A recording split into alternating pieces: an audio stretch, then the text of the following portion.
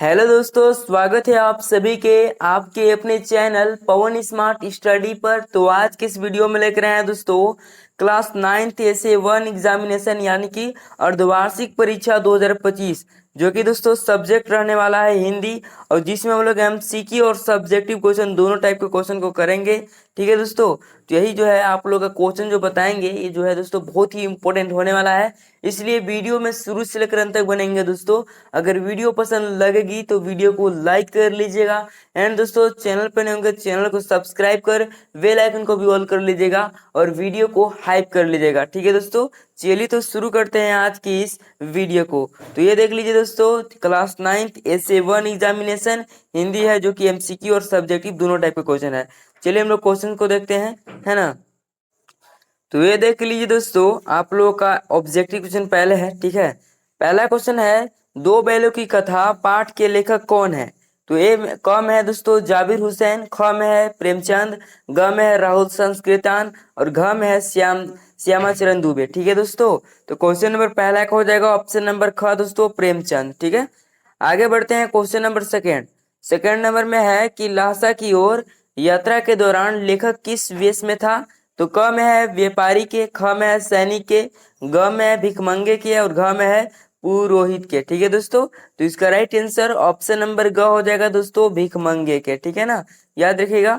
Question number 3 है आपका कि कबीर ने साखी में ज्ञान की तुलना किससे की है। तो क में है तलवार से, ख में है आंधी से, ग में है हाथी से और घ में है दीपक से। तो देखिए दोस्तों, क्या पूछा है, कबीर ने साखी में ज्ञान की तुलना किससे की है। ठीक है दोस्तों, तो इसका आंसर क्वेश्चन नंबर 3 का आंसर आप लोग करेंगे। ठीक है, इसका आंसर आप लोग बताइए। क्वेश्चन नंबर 4 है दोस्तों कि मेरे संग की औरतें पाठ की लेखिका कौन है। तो क में है महादेवी वर्मा, ख में है मृदुला गर्ग और ग में है कृष्णा सोबती और घ में है दोस्तों मनु भंडारी। ठीक है, तो क्वेश्चन नंबर 4 का जो हो जाएगा करेक्ट आंसर ऑप्शन नंबर ख हो जाएगा दोस्तों, मृदुला गर्ग। ठीक है, 4 का आप लोग ख कर लेंगे। ठीक है ना, आगे देख लीजिए क्वेश्चन नंबर 5।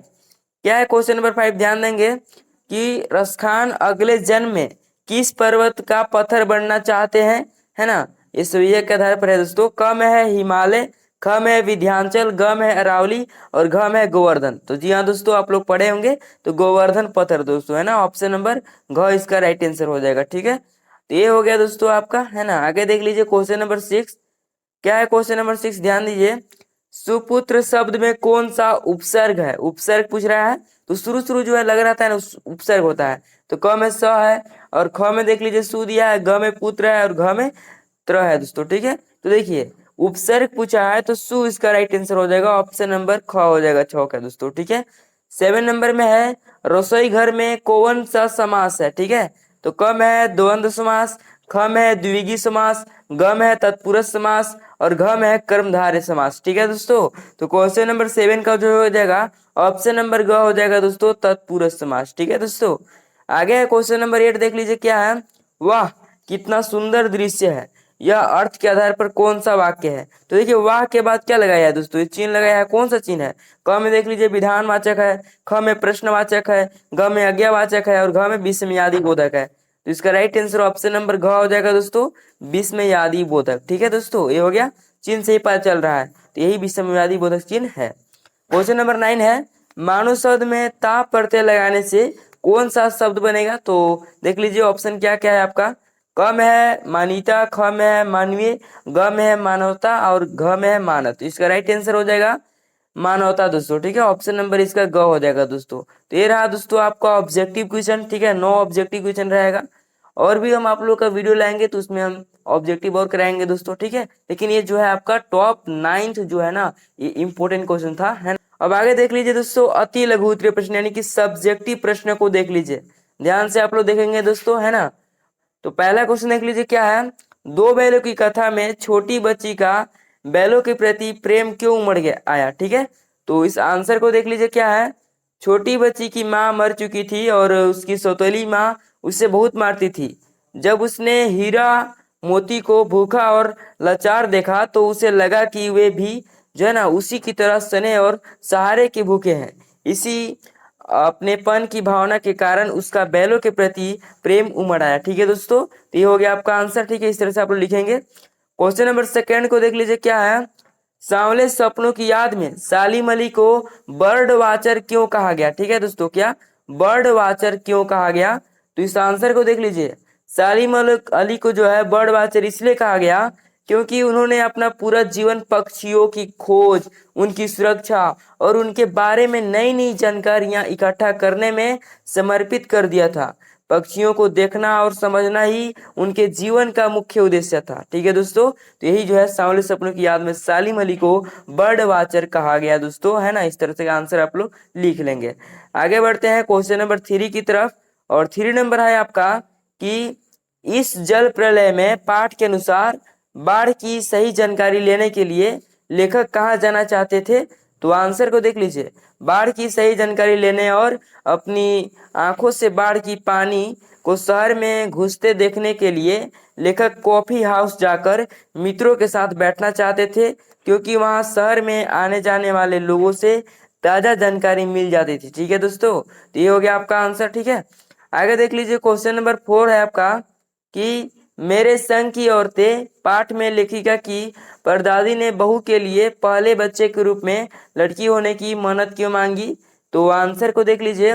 लेखिका की परदादी लीक से हटकर जो है ना चलने वाली महिला थी। उस समय जहां सभी लोग लड़की की चाह रखते थे, वहीं उन्होंने समाज की परंपरागत सोच की विपरीत जाकर लड़की की कामना की, ताकि वे ये साबित कर सके कि लड़कियां भी उतनी ही महत्वपूर्ण होती है। ठीक है दोस्तों, तो ये हो गया आपका आंसर, है ना।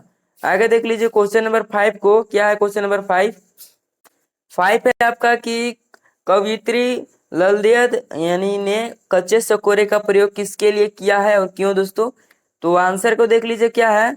कवियत्री ने कच्चे सकोरे का प्रयोग अपने नश्वर शरीर के लिए किया है। जिस प्रकार मिट्टी के कच्चे बर्तन में पानी नहीं ठहरता, उसी प्रकार इस कमजोर और नस्वान शरीर के सहारे वे ईश्वर प्राप्ति के जो प्रयास कर रही है वह सफल नहीं हो पा रहे हैं। ठीक है दोस्तों, ये हो गया आपका। अगला है क्वेश्चन नंबर 6, और ध्यान से आप लोग देखेंगे दोस्तों, क्योंकि हर एक क्वेश्चन जो है मोस्ट इंपोर्टेंट है। ठीक है ना। आगे है कि कबीर के अनुसार सच्चा संत कौन है, साखी के आधार पर बताएं दोस्तों, तो आंसर को देख लीजिए। कवि के अनुसार सच्चा संत वही है जो किसी भी धर्म या संप्रदाय के पक्ष विपक्ष में नहीं पड़ता, वह निष्पक्ष और तटस्थ भाव से केवल ईश्वर की सच्ची भक्ति में लीन रहता है। ऐसा व्यक्ति ही सच्चा ज्ञानी और संत कहलाता है। ठीक है दोस्तों, किसके अनुसार, तो कबीर के अनुसार, है ना। आगे बढ़ते हैं। आगे देख लीजिए दोस्तों, आपका लघु उत्तरीय प्रश्न है ना, 3 मार्क्स का क्वेश्चन अब आ गया। क्या है कि उपभोक्तावाद की संस्कृति पाठ हमारे समाज के लिए एक चुनौती है, कैसे स्पष्ट करें। ठीक है दोस्तों, तो आंसर को देख लीजिए क्या है। उपभोक्तावाद की संस्कृति हमारे समाज के लिए एक बड़ी चुनौती है, क्योंकि यह हमें दिखावे की जो है ना संस्कृति की ओर धकेल रही है। लोग अपनी सामाजिक हैसियत दिखाने के लिए महंगी और गैर जरूरी चीजें खरीद रहे हैं, जिससे समाज में असमानता और अशांति बढ़ रही है। यह हमारी नैतिक और सांस्कृतिक पहचान को कमजोर कर रही है, और हम विज्ञापन से प्रभावित होकर अपने विवेक का इस्तेमाल करना भूल रहे हैं। ठीक है दोस्तों, ये हो गया आपका आंसर। आगे देख लीजिए क्वेश्चन नंबर 2 आपका क्या है। लासा की ओर जो है ना पाठ के आधार पर तत्कालीन तिब्बती समाज की विशेषता लिखे, है ना, उसके गुण को लिखना है। ध्यान से आप लोग सुनेंगे। देख लीजिए क्या है दोस्तों, तत्कालीन तिब्बती समाज की मुख्य विशेषता थी, क्या क्या थी। पहला पॉइंट देख लीजिए क्या है दोस्तों, कि वहां जाति पाति और छुआछूत जैसी कुप्रथाएं नहीं थी। दूसरा पॉइंट है महिलाएं पर्दा नहीं करती थी और अजनबियों पर भी विश्वास करती थी। तीसरा पॉइंट है आपका समाज में चाय का प्रचलन बहुत अधिक था। और चौथा पॉइंट है आपका कानून व्यवस्था अच्छी न होने के कारण हथियारों का डर बना रहता था। ठीक है दोस्तों, ये कुछ आपका पॉइंट है। एक और पॉइंट आपका है कि 5वां पॉइंट है दोस्तों, लोग धार्मिक प्रवृत्ति के थे और बौद्ध धर्म में गहरी आस्था रखते थे। तो ये हो गया दोस्तों आपका, है ना, लासा की ओर पाठ के आधार पर तत्कालीन तिब्बती समाज के विशेषता। ठीक है दोस्तों, यही आपका है। ठीक है ना, एडजेक्टिव यही हो जाएगा, तो इसको आप लोग ध्यान से देख लेंगे। आगे देख लीजिए क्वेश्चन नंबर 3 को दोस्तों, क्या है कि मानुष है तो वही रसखानी, है ना। फिर आगे देख लीजिए क्या है आगे, फिर है दोस्तों बसो ब्रज गोकुल गांव के ग्वारना। इस पंक्ति में रसखान का ब्रज भूमि के प्रति अन्यन प्रेम कैसे प्रकट होता है। ठीक है, तो इसका आंसर को देख लीजिए। इस पंक्ति में कवि रसखान का ब्रज भूमि के प्रति गहरा और अनन्य प्रेम प्रकट होता है। वे कहते हैं कि यदि उन्हें अगले जन्म में मनुष्य का जीवन मिले तो वे कहीं और नहीं बल्कि ब्रज के गोकुल गांव में ग्वाला के बीच ही बसना चाहते हैं। कृष्ण और उनकी लीलाओं से जुड़ी हर वस्तु के समीप रहने की यह तीव्र इच्छा उनके समर्पण भाव को और ब्रज के प्रति उनके लगाव को दर्शाती है। ठीक है दोस्तों, ये हो गया। और क्वेश्चन नंबर 4 देख लीजिए क्या है। उपसर्ग और प्रत्यय में उदाहरण सहित अंतर स्पष्ट कीजिए। ठीक है, तो देख लीजिए उपसर्ग और प्रत्यय दोनों ही शब्दांश है जो नए शब्द बनाते हैं, लेकिन इनमें मुख्य अंतर यह है। ठीक है दोस्तों, ध्यान से देखिए आंसर क्या है। सबसे पहले उपसर्ग को देखेंगे। ये शब्दांश किसी मूल शब्द के आरंभ यानी शुरू में जुड़कर उसके अर्थ में परिवर्तन ला देते हैं, है ना, ये उपसर्ग कहलाते हैं। उदाहरण देख लीजिए, हार शब्द में प्र जो है दोस्तों क्या है, देख लीजिए प्र उपसर्ग जोड़ने पर, है ना, प्रहार शब्द बनता है जिसका अर्थ है चोट करना। ठीक है दोस्तों, तो ये हो गया आपका आंसर। आगे देख लीजिए दोस्तों, प्रत्यय। प्रत्यय क्या है, तो ये शब्दांश किसी मूल शब्द के अंत में जुड़कर उसके अर्थ में परिवर्तन ला देते हैं, है ना। ये अंत में जुड़ेंगे, उपसर्ग शुरू में जुड़ेंगे, है ना, प्रारंभ में जुड़ेंगे और उसके अर्थ को बदल देंगे, परिवर्तन ला देंगे। तो उदाहरण देख लीजिए, समाज शब्द में इक प्रत्यय जोड़ने पर जो है सामाजिक हो जाएगा, क्योंकि दोस्तों पहले से क्या था, समाज था, है ना। और इसमें ईक जोड़ देंगे तो मान लीजिए ईक की जगह पर हम लोग यहाँ पर क्या कर देंगे, ई जो है इसके इसमें चल जाएगा, हो जाएगा हमारा सामाजिक दोस्तों। क्योंकि हम लोग पता है कि समाज क्या दोस्तों, समाज प्लस ईक हो जाएगा हमारा सामाजिक, है ना दोस्तों, सामाजिक हो जाएगा ना। तो देखिए ये प्रत्यय हो जाएगा। और आपका यहाँ पर क्या दिया था दोस्तों, यहाँ पर आपका हार दिया था, क्या दिया था, हार। और क्या जोड़ने के कहा था, प्लस में प्र जोड़ने के लिए कहा था, तो क्या हो जाएगा, प्रहार हो जाएगा दोस्तों, हो जाएगा ना। तो यही दोस्तों आपका जो है अर्थ को बदल देगा, परिवर्तन ला देगा, वही आपका उपसर्ग बढ़ते दोनों का लाएगा। ठीक है ना। आगे देख लीजिए, आगे है दोस्तों आपका दीर्घ उत्तरीय प्रश्न, जो कि आपका ये जो है क्वेश्चन 5 मार्क्स का है दोस्तों। 5 मार्क्स का क्वेश्चन जो है ये पूछने वाला है। ठीक है दोस्तों, इसको आप लोग ध्यान रखेंगे। आगे देख लीजिए इसका आंसर को क्या है, मैंने क्वेश्चन को पहले पढ़ते हैं। क्या है कि दो बैलों की कथा के आधार पर सिद्ध कीजिए कि एकता में शक्ति होती है और पशु भी, है ना, प्रेम की भाषा समझते हैं। हीरा मोती के चरित्र की विशेषता भी लिखिए, है ना। क्वेश्चन आपका कह रहा है कि दो बैलों की कथा के आधार पर सिद्ध कीजिए कि एकता में शक्ति होती है और पशु भी प्रेम की भाषा समझते हैं, है ना। हीरा मोती के चरित्र की जो है विशेषता को लिखना भी है। तो पहले देख लीजिए क्या है, दो बैलों की कथा कहानी यह सिद्ध करती है कि एकता में अपार शक्ति होती है। जब भी हीरा या मोती पर कोई संकट आया तो दोनों ने मिलकर उसका सामना किया। चाहे हल में जोते जाने पर विरोध करना हो, सांड से मुकाबला करना हो या मटर के खेत में पकड़े जाने हो, वे हमेशा साथ रहे। उनकी इसी एकता ने उन्हें हर मुश्किल से बाहर निकाला। यह कहानी यह भी दर्शाती है कि पशु प्रेम और स्नेह की भाषा को भली भांति समझते हैं। वे झूरी के प्रेम को महसूस करते थे, इसलिए उसके पास वापस आना चाहते थे। वही गया के रूखे व्यवहार के उन्होंने विरोध किया और छोटी बच्ची के प्रेम भरे स्पर्श को महसूस कर वे शांत हो जाते थे, है ना। और हीरा मोती के चरित्र की विशेषता को बताना है दोस्तों। तो देख लीजिए क्या है, पहला पॉइंट है सच्चे मित्र, वे एक दूसरे के सुख दुख के साथी थे, है ना। दूसरा स्वाभिमान, उन्होंने जो है ना स्वाभिमानी है, उन्होंने गया का अपमान और रूखा सूखा भोजन स्वीकार नहीं किया। और तीसरा है परोपकारी, वे कांजी हौस में दूसरे जानवरों को आजाद कराने में मदद करते हैं। और चौथा एकता के प्रतीक, वे हर मुसीबत का सामना मिलकर करते हैं। ठीक है दोस्तों, तो ये हो गया आपका आंसर, है ना। और ये देख लीजिए ऑब्जेक्टिव का अंतिम सब्जेक्टिव का अंतिम क्वेश्चन दोस्तों, है ना। ऑब्जेक्टिव हम लोग देख लिए, सब्जेक्टिव है क्या है क्वेश्चन देख लीजिए। विद्यालय में खेल समारोह आयोजित करने का विद्यालय में खेल समारोह आयोजित करने का अनुरोध करते हुए प्रधानाचार्य को लगभग 100 शब्दों में एक ईमेल लिखना है। ठीक है दोस्तों, ईमेल लिखिए। तो पहले देख लीजिए प्रेषक दोस्तों यानी प्रोम, है ना, तो अपना ईमेल पता यहाँ पड़ी, है ना। फिर प्रेषिती प्रधानाचार्य का ईमेल पता। फिर विषय देख लीजिए, विद्यालय में वार्षिक खेल समारोह आयोजित करने हेतु अनुरोध, है ना दोस्तों। अब आगे देख लीजिए, आदरणीय प्रधानाचार्य महोदय।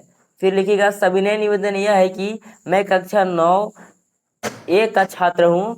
हमारे विद्यालय में इस सत्र में अभी तक कोई खेल समारोह आयोजित नहीं हुआ है। पढ़ाई के साथ साथ शारीरिक विकास के लिए खेलकूद अत्यंत आवश्यक है। इससे छात्रों में टीम भावना, अनुशासन और प्रतिस्पर्धा की स्वस्थ भावना का विकास होता है। अतः आपसे विनम्र अनुरोध है कि कृपया जल्द से जल्द एक वार्षिक खेल समारोह आयोजित करने की कृपा करें, ताकि हम सभी छात्र इसमें उत्साह पूर्वक भाग ले सके। हम सभी आपके आभारी रहेंगे। धन्यवाद। फिर नीचे लिख लीजिएगा कि आपका आज्ञाकारी छात्र, आपका नाम क्या है दोस्तों, आपका नेम जो है ना वो यहाँ पर डाल दीजिएगा। फिर कक्षा 9A है और दिनांक जो भी है आप लोग दिनांक अपना डाल दीजिएगा। ठीक है दोस्तों, तो उम्मीद करते हैं दोस्तों आपको ये वीडियो पसंद लगी होगी। अगर वीडियो पसंद आया तो वीडियो को लाइक कर लीजिएगा, चैनल पे नए होंगे चैनल को सब्सक्राइब कर लीजिएगा। और हाँ दोस्तों, इस वीडियो में हम आप सभी को जो है ऑब्जेक्टिव प्लस सब्जेक्टिव है ना, ऑब्जेक्टिव प्लस सब्जेक्टिव दोनों क्वेश्चन को कराया है ना, तो ध्यान से इसको देख लीजिएगा दोस्तों। और अपने दोस्तों के पास शेयर कर दीजिए इस वीडियो को, ताकि वो भी जो है देखकर अच्छे मार्क्स प्राप्त कर सके। और भी विषय का अपलोड हो चुका है ना, साइंस और सोशल साइंस का अपलोड हो चुका है, तो उसको आप लोग जरूर देख लेंगे दोस्तों, है ना। क्लास 9th 8 और 10th का भी हो चुका है। और ये मिलते हैं किसी नेक्स्ट वीडियो के साथ, तब तक के लिए जय हिंद, जय भारत।